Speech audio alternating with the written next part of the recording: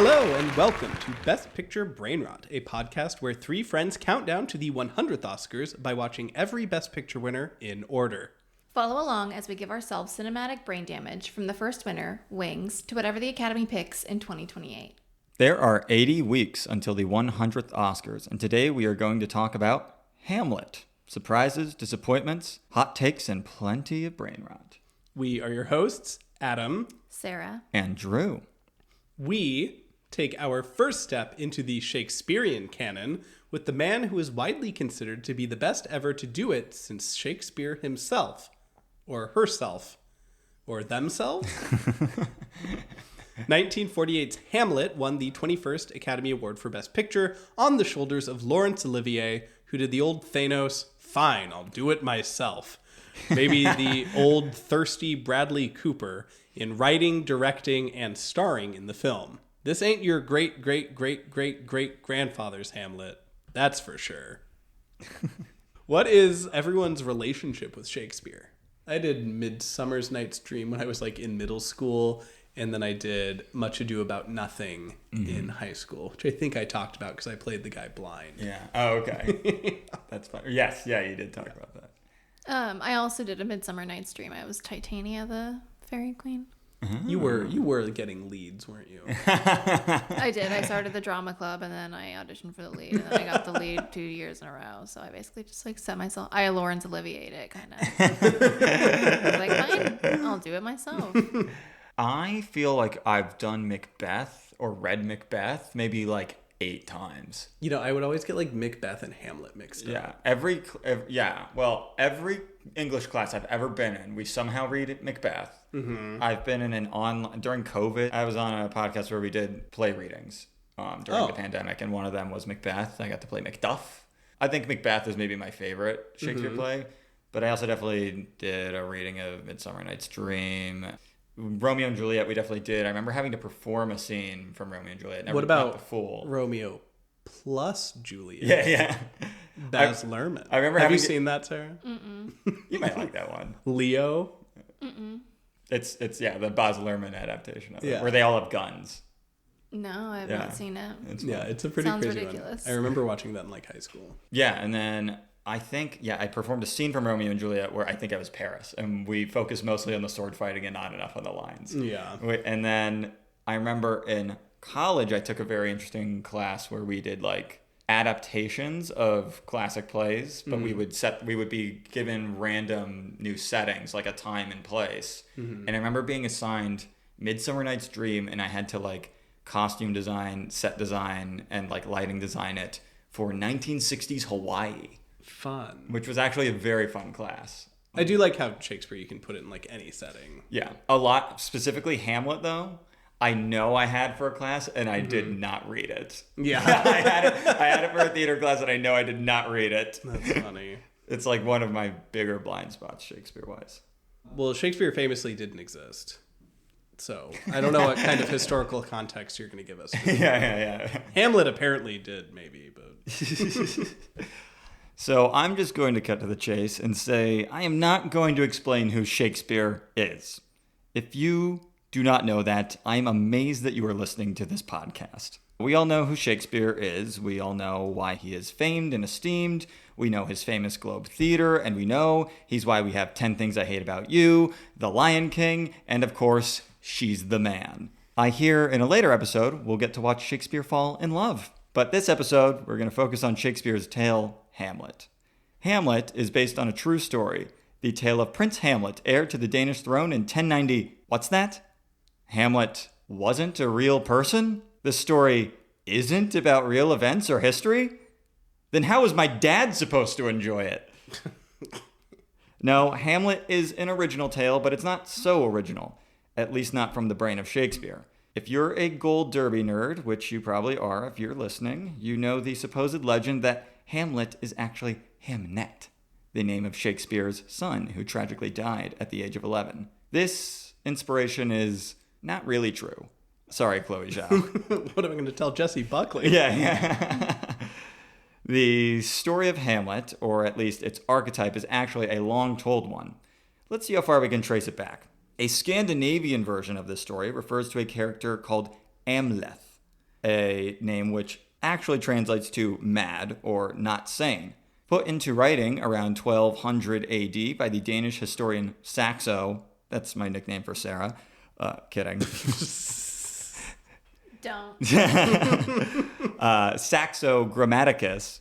The historical account of Hamlet is well documented as Shakespeare's source for Hamlet. A pretty accurate French translation of Saxo's telling was actually written in 1570 by François de Belleforest, more than 2 decades before Shakespeare writes Hamlet. Everyone's a hack. This French translation embellished a lot, though, almost doubling the story's length. Other notable versions of a very similar story include the Saga of Hrolfkraki, an Icelandic tale, and the legend of Lucius Junius Brutus, one of the early founders of Rome's Republic. Both of these legends feature heroes who feign madness in order to exact revenge. Another potential source for Shakespeare's version of Hamlet might be a since-lost play titled Hamlet. This play would have been in performance in England by 1589. Some scholars suggest it is the work of fellow playwright Thomas Kyd, but others suggest this might simply be an early draft of Hamlet from Shakespeare himself.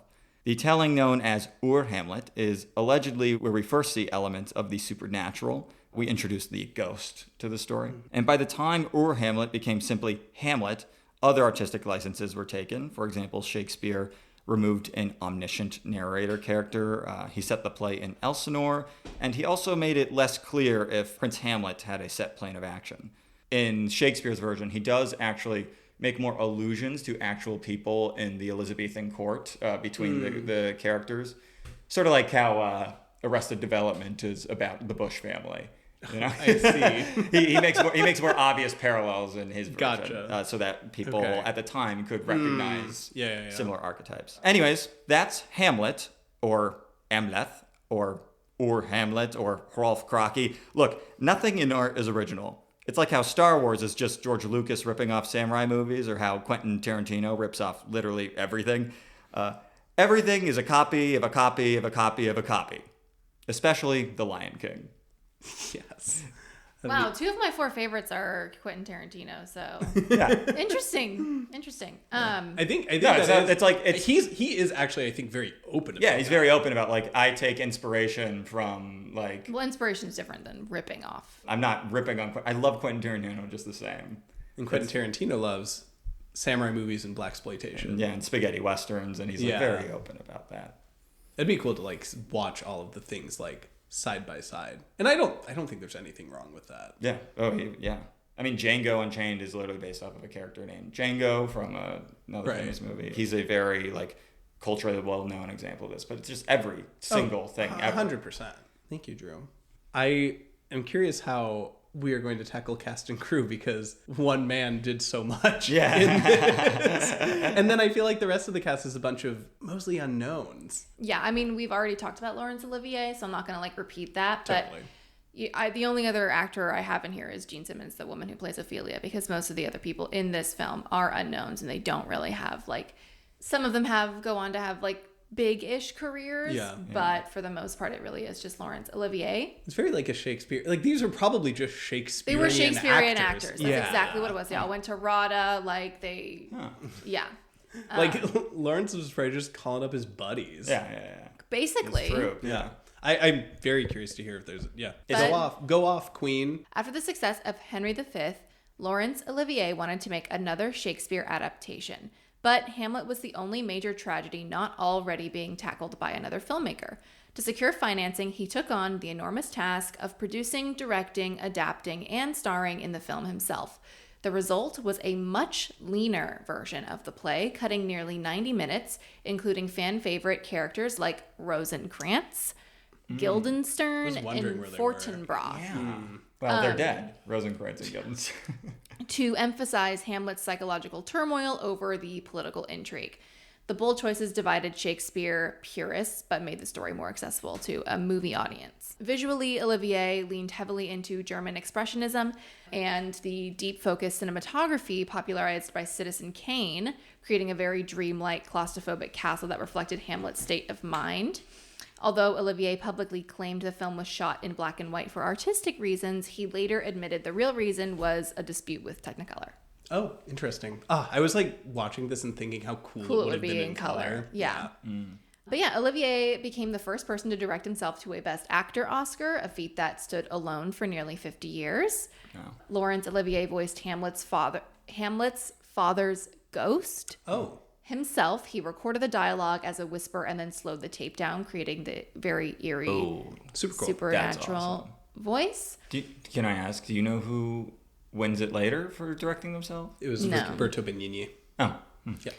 Olivier became obsessed with the ghost's sound effects, so he created 14 separate audio tracks, including recordings of dozens of women screaming, men groaning, and violinists scraping a single terrifying note together. He described the final effect sounding like the lid of hell opening. That's cool. He seemed to do like everything on this movie. He had his hands very dirty in this one. The camera movement, though, was apparently revolutionary for Britain at the time. Cinematographer Desmond Dickinson had a custom camera dolly built with pneumatic tires, the first of its kind in England, allowing for the smooth floating shots throughout the castle. Olivier's castle was not meant to look historically accurate at all. He designed it like a giant maze, using those like winding staircases, the towering ceilings, deep shadows to make the castle feel like I said, like a physical representation of Hamlet's mind. The actress playing Hamlet's mother, Eileen Hurley, was only 29 years old, while Olivier, playing her son, was 40. I noticed that. Oh, yeah. It was very apparent. Yeah. Laurence Olivier's wife, Vivian Lee, desperately wanted to play Ophelia, but Olivier thought audiences would only see Vivian Lee, not the character, so he cast I kind of had that thought. I was a little surprised that she wasn't in this, to be honest, but probably a good artistic choice. Yeah. Jean Simmons had a very miserable first day of filming. She recently had her front teeth filed down because Olivier thought they looked too Bugs Bunny. Yo, what? Oh. Then had to stand waist deep in an icy English river trying to sing. Oh, man. Oh, jeez. But future... You can't like, undo that. No. Future horror legends Christopher Lee and Peter Cushing both appear in the film. Lee has an uncredited role as a palace guard with no dialogue, while Cushing plays a fussy courtier Osric, the first of 22 films the two would appear in together. Huh. That's cool. So for cast and crew, like I said, we've talked about Olivier. We know him from Rebecca. TLDR, he was one of the greatest actors of the 20th century, dominated both stage and film, and today Britain's highest theater honor is named after him, the Laurence Olivier Awards. Jean Simmons as Ophelia. So Jean Simmons was one of Britain's brightest, youngest stars. She became famous before she was even old enough to vote. Discovered at 14 years old, she quickly impressed audiences. And then at 19 years old, her performance as Ophelia in Hamlet earned her an Academy Award nomination, making her one of the youngest acting nominees of her era. Rather than fading after childhood stardom, Simmons successfully crossed over to Hollywood, where she built a decades-long career in films like Guys and Dolls and Spartacus. Laurence Olivier was so impressed by her work in Hamlet that he encouraged her to spend years training on stage at the Old Vic. Instead, she followed her future husband, Stuart Granger, to Hollywood. She eventually voiced Grandma Sophie in the English dub of Howl's Moving Castle, transitioning from Shakespeare to Studio Ghibli or whatever. Wow. Howard Hughes became obsessed with Simmons after buying her contract from the Rank organization. According to multiple accounts, he wanted a romantic relationship with Jean Simmons, but her husband, Stuart Granger, shut him down. her nasty husband got in the way. Howard Hughes retaliated by controlling her career and refusing to loan her to other studios. Damn, that's sad. Yeah. First, her teeth got filed down. And that's now why, this. And that's why she also lost the starring role in Roman Holiday, opposite Gregory Peck, because Hughes refused to loan her out. Yeah. Oh, crazy. Mm-hmm. That's like, that's a kind of a wild Hollywood what if. This is like the Howard Hughes, yeah? Yeah. Mm-hmm. Yeah. And then while filming the film Angel Face, Howard Hughes reportedly ordered director Otto Preminger to treat Simmons harshly. Preminger repeatedly demanded Robert Mitchum slap her harder during a scene until Mitchum finally punched Preminger instead, asking if that's the kind of hit he wanted. Ooh. Go off, Robert. That's good. Yeah. Dang. But that's a wrap on cast and crew. Thank you, Sarah. Okay, so now we can talk about the plot of the movie. We can go through this fairly quick. I mean, this is like a well-known play. Honestly, it's one that I wasn't familiar with, so interested to talk about that. Were you both like, did you know the story of Hamlet before? You said you skipped that, Drew. Yeah, I did the Spark Notes like an hour before class one day. Yeah. I mean, I've seen The Lion King. Yes, I have two have seen The Lion King. No, I transparently did not know anything about Hamlet. Yeah, I mean, I was surprised at how much I didn't know. Yeah, I I've didn't. heard a lot of I mean, again, I knew that Lion King was inspired by it. I'll get into this maybe later, but this just makes me feel more convicted that Macbeth is a better play. So it starts with, it shows like the scene. We're in Elsinore, kind of grounding us a little in the play. There's an opening soliloquy. They say, Hamlet, it's a tragedy of a man who could not make up his mind. That was kind of a fun thing. I'm sure that's in the play. I'm sure a lot of I don't believe this was nominated for screenplay because they probably just lifted it and put it right in there. It's still a feat to adapt any Shakespeare, though. It's true, especially when you're dealing with like cutting and things like as this does. We meet a few characters. They're guards. There's Bernardo. He has guard duty with Horatio. They tell a ghost story. They're seeing visions of this like specter that won't talk to them. And they're like, that's weird. The ghost appears. It seems about to speak, but then disappears. And then the guards say, they should tell Hamlet this because maybe the ghost will speak to him. Because the ghost does, they say, look like the king who just died recently. Was the king also named Hamlet? I was a little confused. I thought they said that. That might be right. The king is Mufasa. The king is also Mufasa. Yes. They say the line. There are a lot of good lines in this. A lot of things in this that I didn't realize were like lines or words or phrases that are like from Hamlet. But, the classic, something is rotten in the state of Denmark. Yes. Which is great. Hamlet's uncle is now king. Shout out Scar.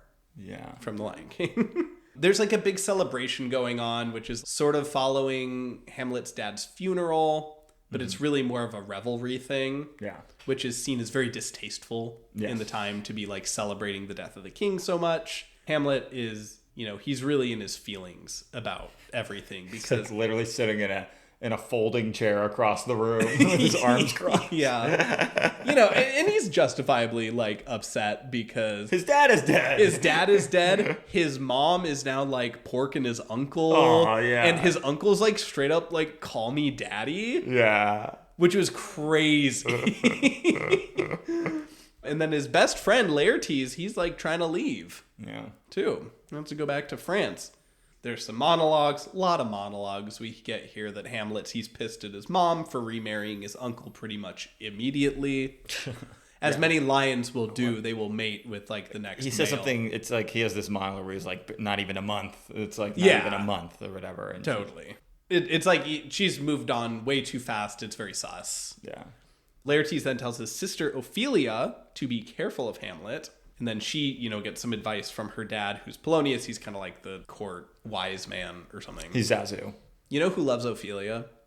Taylor Swift. Yeah. I was thinking about that. Is that what this is based upon? The Fate of The Fate of Ophelia? Ophelia. Mm-hmm.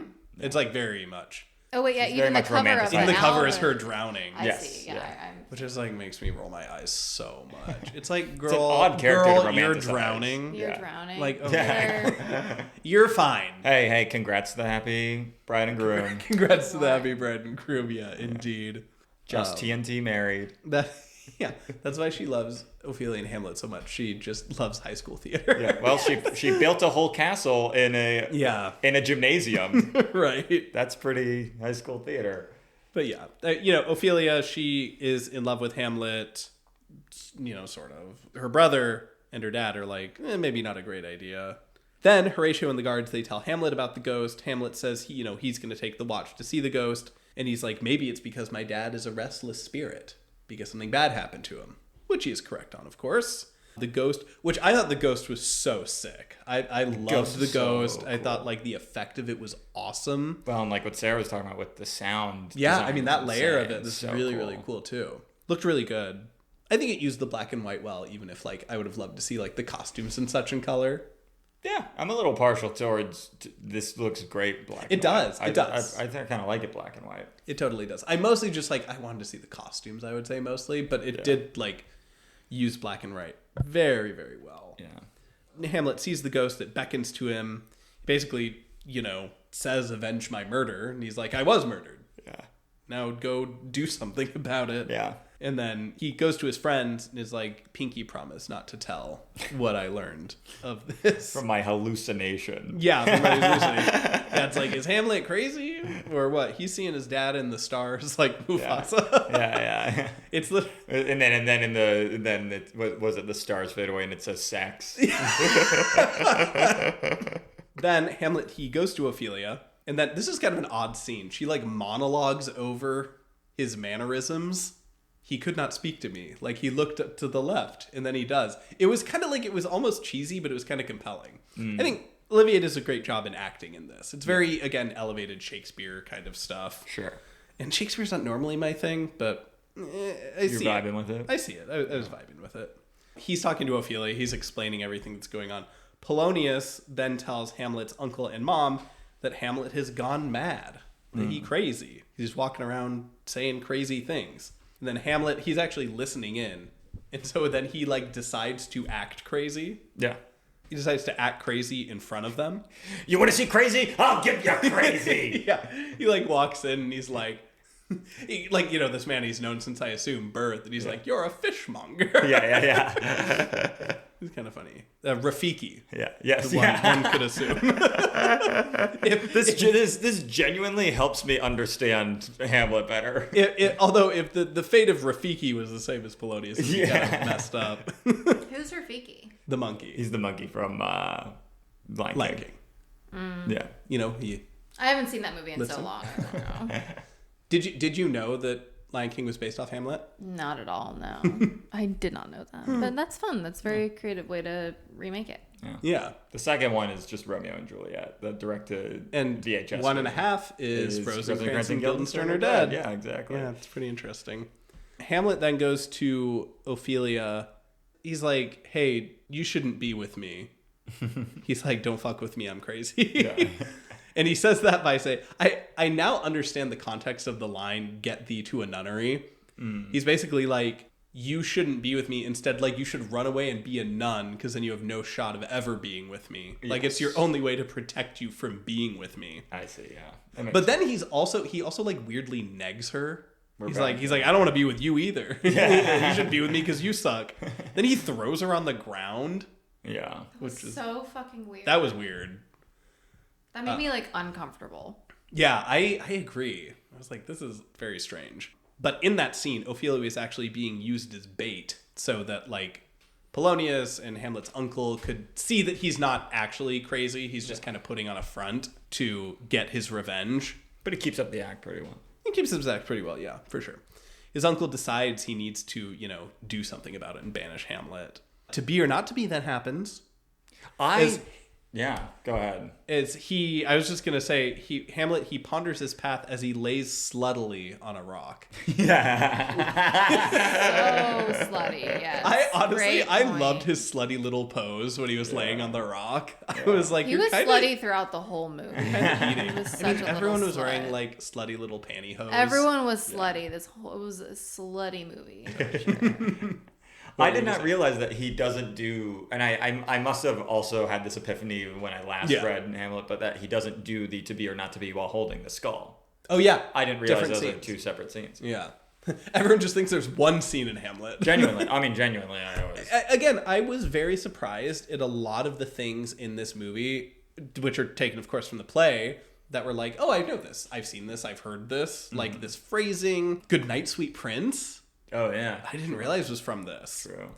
So some other ones I thought. What is your best version of that monologue that you've ever heard? Because I've heard it all the time in movies. I have not. Probably Andrew Scott's version. He's amazing. I didn't watch the whole thing, but just I watched the monologue. Yeah, it was really incredible. Yeah, I bet. I was going to suggest from Sing Sing, the one character. It's like. Yeah. That's a cool scene. The monologue reminded me how much I love that scene from that movie. Right. Yeah. It's a classic. It's a classic monologue. He plays time-traveling Hamlet. Yeah. Going to meet the Egyptian pharaoh. Yeah. It's a fun one.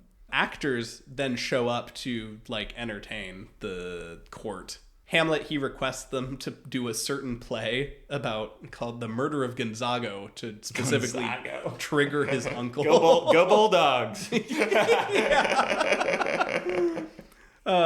And then, like, the play's about to start, And then, this is a little weird, his mom asks for him to sit with him. And he's like, no, I'm going to go sit with my girlfriend. He goes and sits with Ophelia, and then he gets, like, really horny.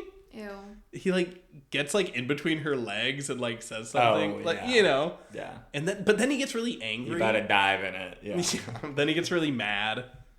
He goes method so hard that he actually becomes crazy a little bit. Yeah. Gets lost in the sauce. He goes full Jared Leto Morbius. Yeah, literally. There is a very long play within a play, within a movie. Ugh. I liked it. I thought it was very cool. It was kind of artsy. Yeah. But the king is pissed, and he calls for the lights, which is a very frantic scene. Because, you know, again, it's like, it's a... House lights, house... It's a play about, you know, someone murdering someone, which is like a direct attack from Hamlet onto his uncle, which is like very transparent. He's basically, correct me if I'm wrong, he's trying to just like get a rise out of him, see if his uncle reacts, and assuming like if he does react, it is an admission of guilt. You know? Totally. Yeah. Which, I mean, that makes sense. Hamlet goes to speak to his mother, and then his uncle has a monologue, you know, kind of admitting essentially to the audience, you know, he did do the murder. Yeah. And then he prays. No, really? Yeah, no, literally. Oh, wow, crazy. We saw you drop him into the gorge with the wildebeest. Yeah. We know what happened. Long live the king. Yeah. Although I think he explains that he poisoned him. Yeah. Like he like put poison in his ear. He put hemlock in his ears while he was sleeping. Right. Just like he was just he gave the him the garden. Socrates. Yeah. Yeah, totally. So he's praying. Hamlet actually like goes up right behind him and he's like, I'm gonna murder him. But then he decides not to for whatever reason. I thought he was just gonna do it, to be honest. I thought I didn't know how this play goes. I thought like he kills him and becomes king and then becomes mad, but no, that is not how the story goes. He decides not to. Instead he goes to his mom, and then he's freaking out on her. He hears someone like behind a curtain and he's like, it's a rat. Then he stabs the curtain. And then it's his best friend's dad, his best friend and his girlfriend's dad, Polonius. If Simba killed Rafiki. Yeah. But yeah, he dies, which is unfortunate. Well, Polonius is more of a Zazu. You're right. And that's who's, true. Who's his buddy that he's with the whole time? Who's his... Laertes? Laertes is yeah. Rafiki, if you ask me. Okay, fair enough. Yeah, you're right. Polonius is more. Especially considering the movie opens with Laertes holding Hamlet up on top of a cliff. Yeah, that's totally newborn. No. And then he basically the only like, Brainrot I have to contribute. Yes. Hamlet then like totally victim blames his mom for Polonius being dead. Yeah. It's like, this wouldn't have happened if you hadn't done what you did. Which, like, in a way, I guess. Yeah. In a way, you also killed him. So... Totally. You know. But there's a lot of that. The theme, that theme is like very coherent throughout the movie. Mm-hmm. So then he goes to his uncle, admits to killing him, and his uncle says, okay, well, great. Cool, you're banished to England. Mm-hmm. He says something about like sending people to kill him that kind of doesn't kind of go somewhere. Yeah. Whatever. We then, I assume, Sarah, I don't know how deeply you looked into it. I assume this is like a major part of what was cut out because I'm assuming only on my understanding of The Lion King and the fact that Rosencrantz and Guildenstern are characters, that there is a long period in which we actually see Hamlet being exiled in England. Yes. And that is like a major thing that I assume was cut out for this movie because everything in this movie takes place just in Elsinore. I can't remember how long that takes, but yeah, because we get the whole thing where they do it kind of as like a little like thought bubble thing where it's like they show he is exiled to England, but he's like attacked by pirates. Yeah, exactly. His ship gets attacked by pirates, and so therefore he's able to take it back to Denmark. Yeah, like I wrote, he sends some letters from study abroad. And he tells his parents whatever. He's been sent to boarding school by his mummy. But yeah, Horatio gets one saying like Hamlet's ship was attacked. He was taken by pirates. Super odd. Ophelia starts going hella crazy because like her dad died. Yeah, and she's like talking to herself, like singing to herself, just like wandering the halls. Yeah, she's having a tortured poet moment. Yeah, literally though. I honestly thought like her character had more to do, given how iconic she is. That's why she's so iconic because she doesn't do much. Yeah, I guess. I'm not trying to get the pod attacked. That's why Taylor likes her so much. It's a very shallow character. But But yeah, Laertes, he then returns from France.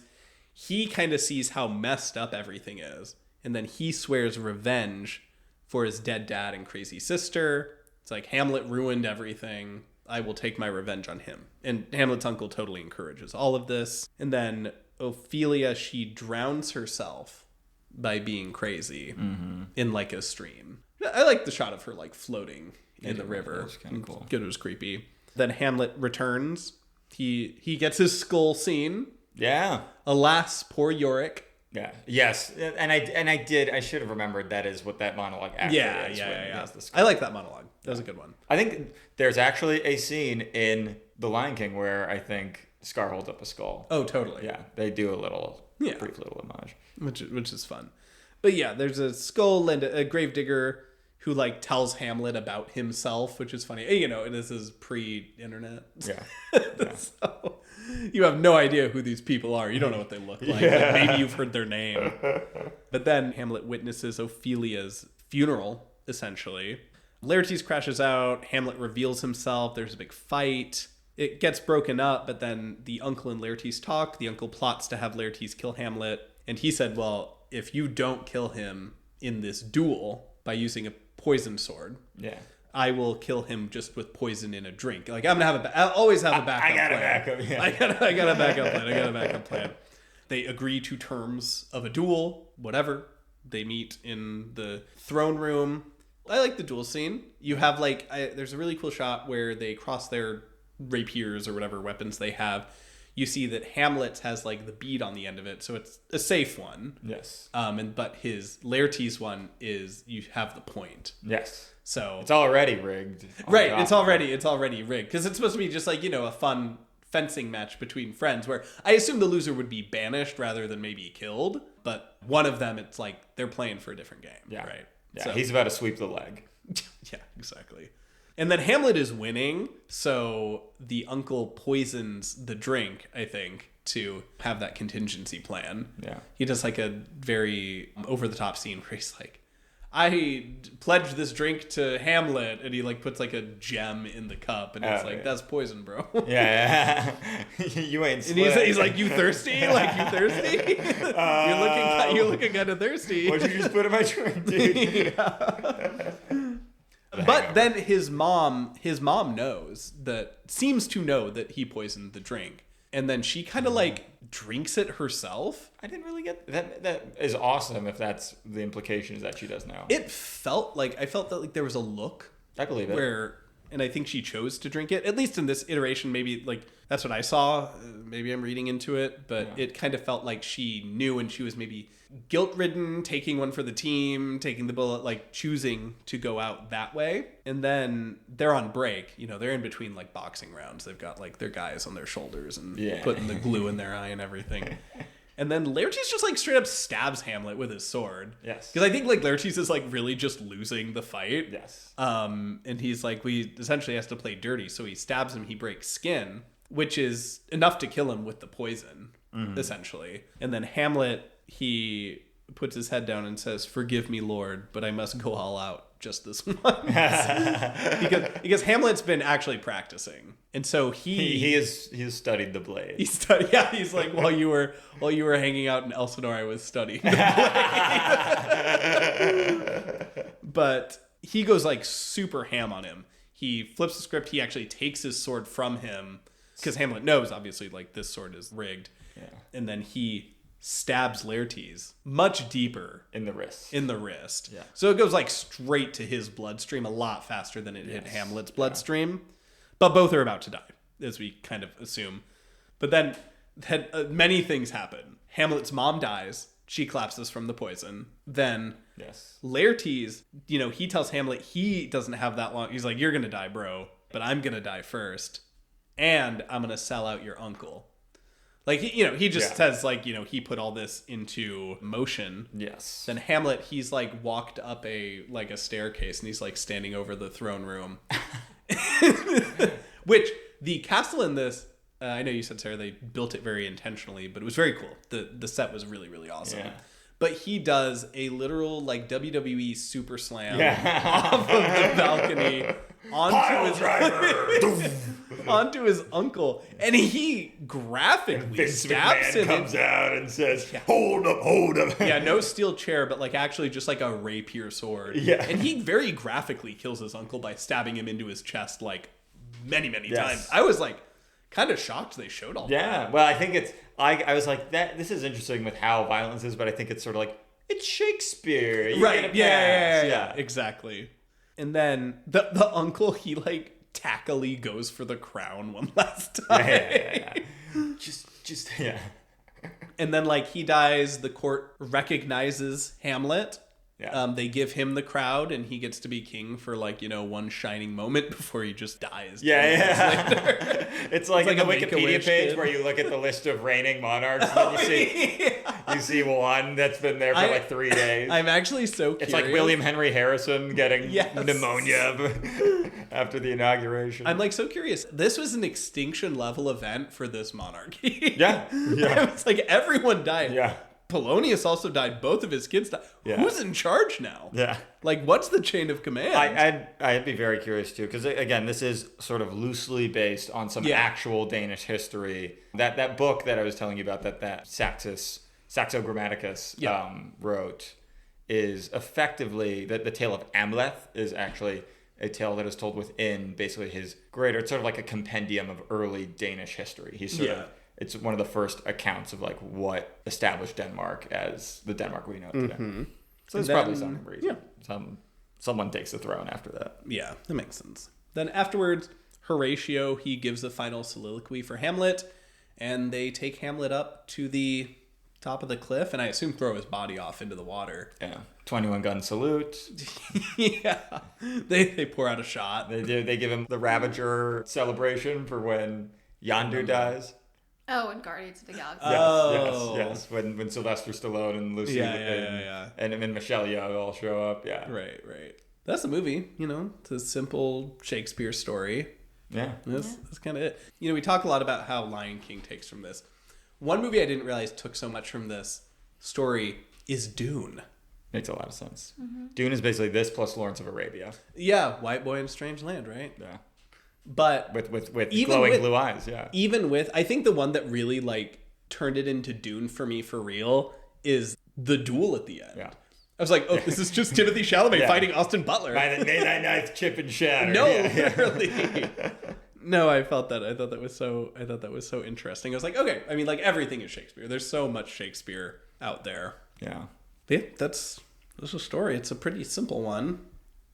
It's a pretty well-documented one. Pretty well-documented one. I don't think we need to like tell you Hamlet, Totally. for the millionth time. And again, I wasn't familiar, so I was interested to watch it. I was not familiar, and yet I was. Yes, exactly. So, covering the Oscars, there was one mantra that encapsulates the 21st Academy Awards. To quote Revolutionary War hero Paul Revere, the British are coming. The British are coming. Indeed, Hamlet was the first non-American produced movie to win Best Picture. Some could even see this as a sort of rebuke, as the American studios, the longtime funders of the Oscars, they suddenly pulled out, possibly due to governmental pressure in the face of anti-monopoly measures. So this meant that the venue had to be scaled down drastically, going from the more than 6,000 seating Shrine Theater to an Academy Theater that could only fit 900. Alas, the price paid for independence. Happy 250th.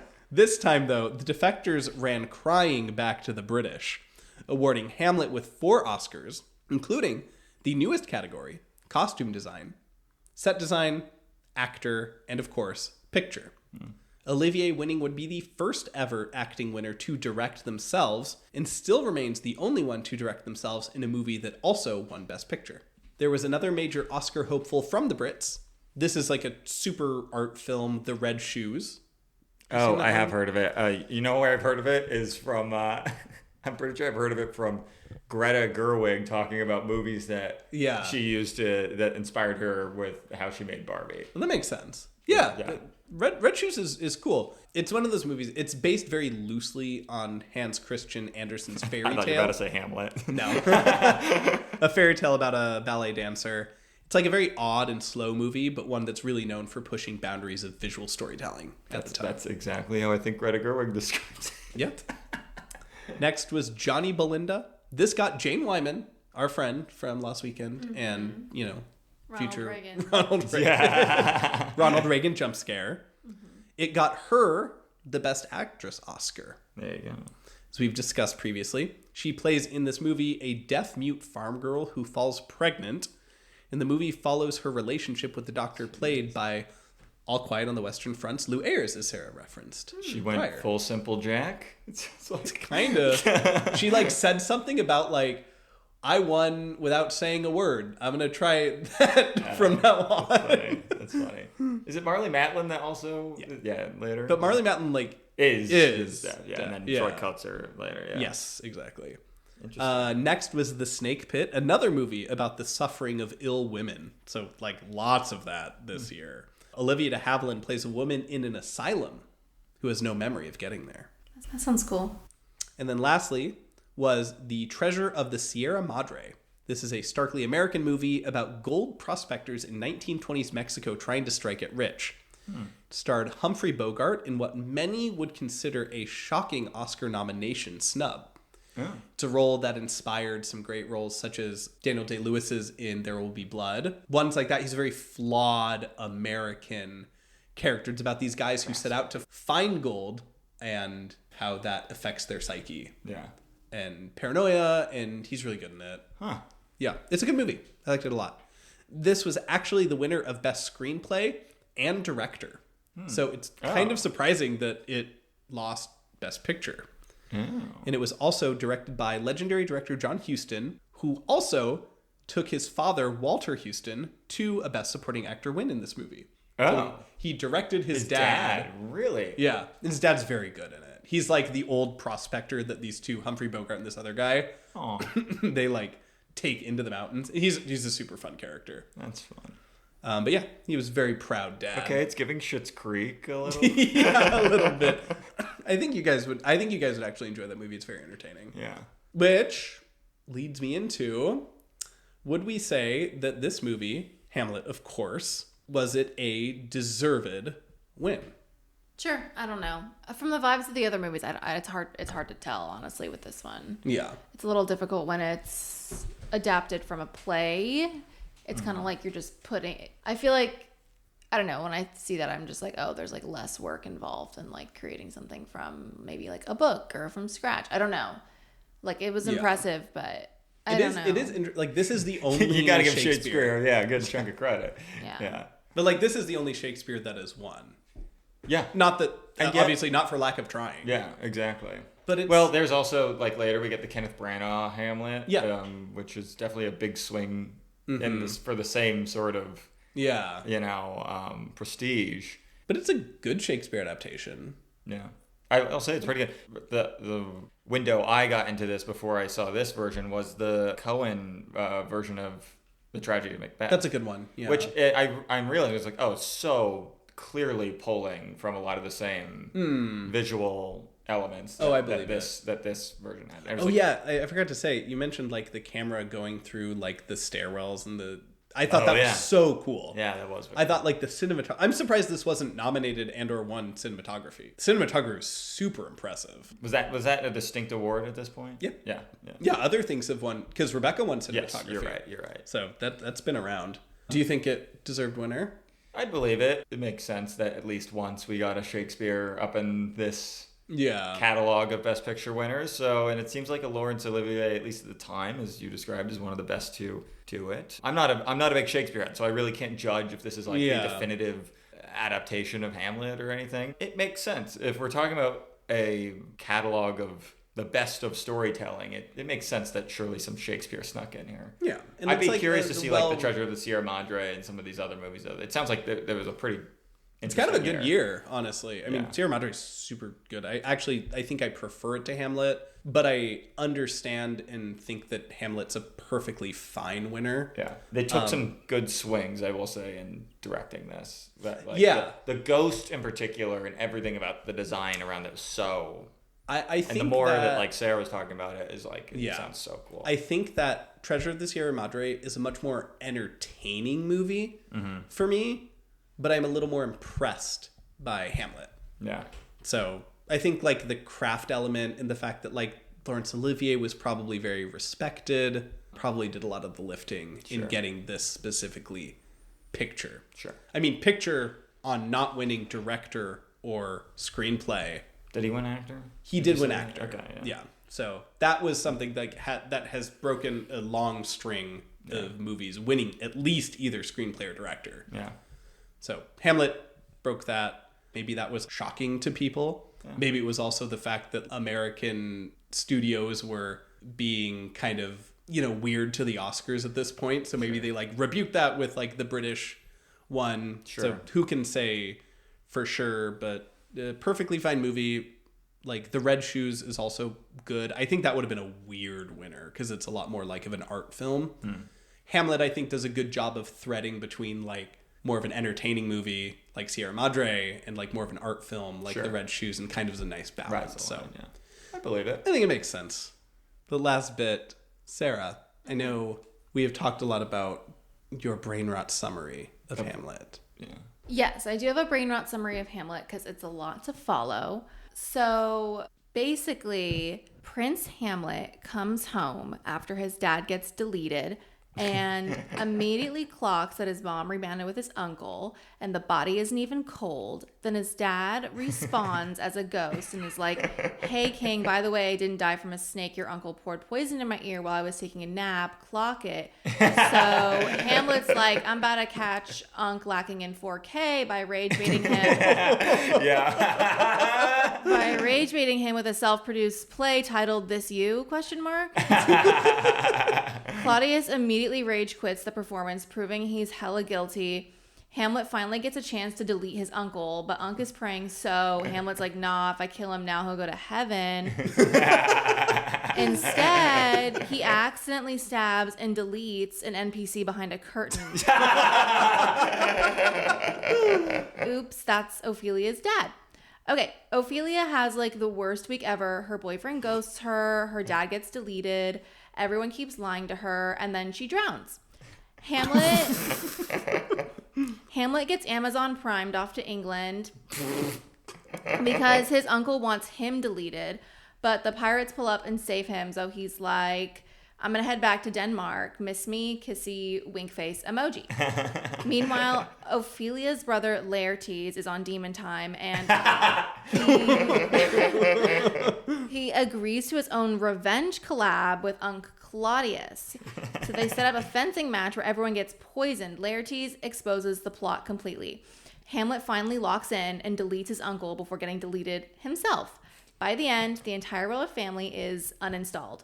Horatio is the only one left alive to explain what just happened, and Denmark has to start hiring immediately. And that's it. That was really good. We're long overdue since our all quiet rendition. That Hopefully awesome. that's easy for other people to understand. No, Genuinely that was it helped me. Yeah. Laurence Olivier, he loved one thing. That was Shakespeare. It's good for him. Shakespeare in the British theater. It is crazy to think of someone just being so like, this is it. This is like what I do. Right? That should directed like how many, like 4 or 5 or something? Genuinely, I believe there should be more. That's what all artists should be doing.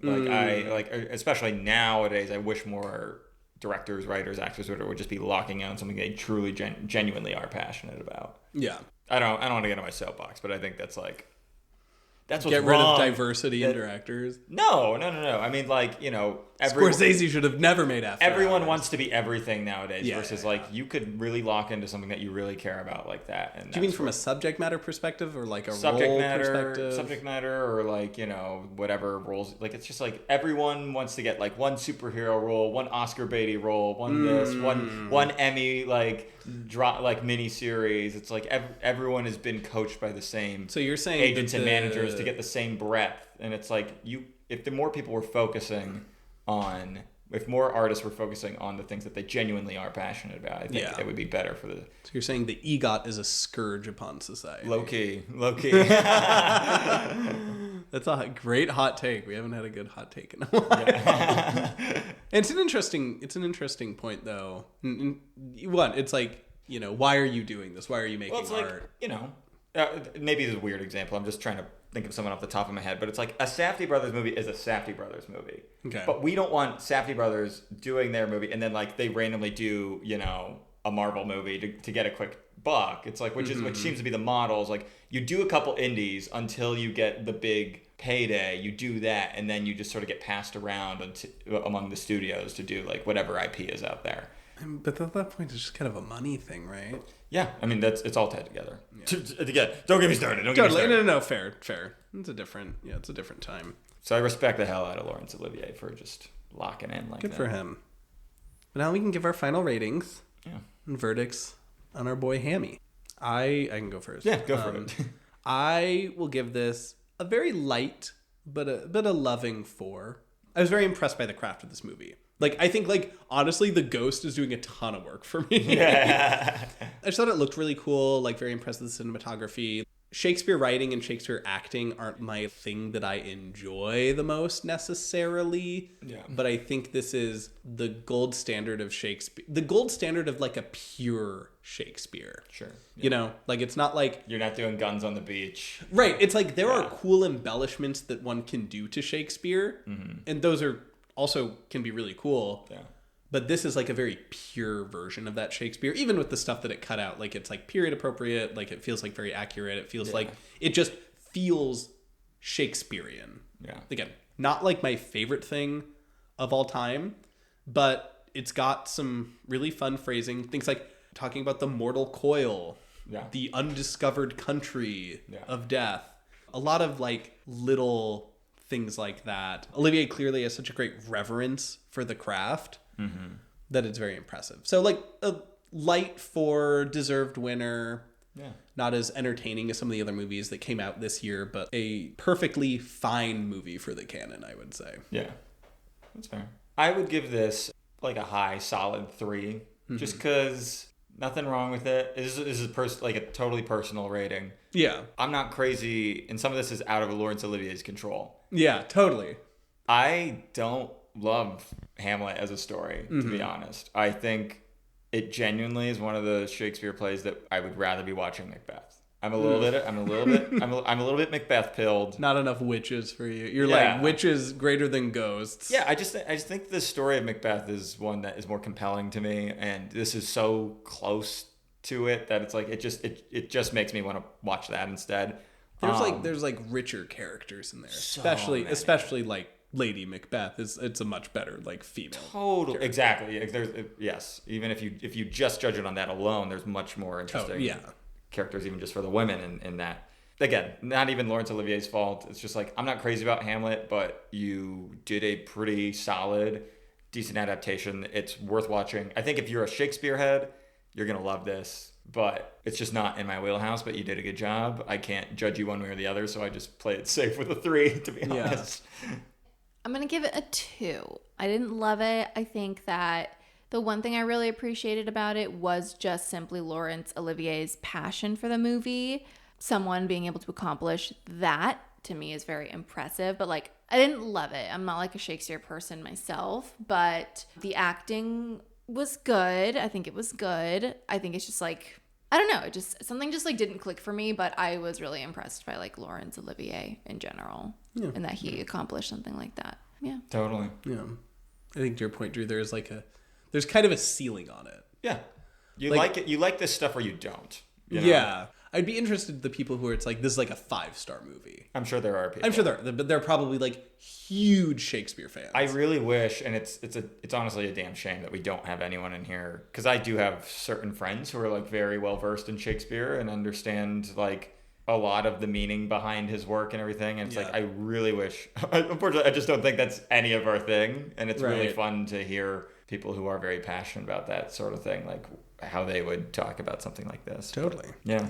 Cool. Next week, we actually talk again about a darkly political tale based on acclaimed source material, but this one is distinctly American, despite the title of All the King's Men. Yeah. This is based on the Pulitzer Prize winning novel about a corrupt Louisiana politician. But outside of that, I know very little. other than I am very excited to watch I know it's it. loosely based on the actual story of Huey Long. Yep, which will be Louisiana. yeah. Which is it's going to be a fun one for me. We look forward to it.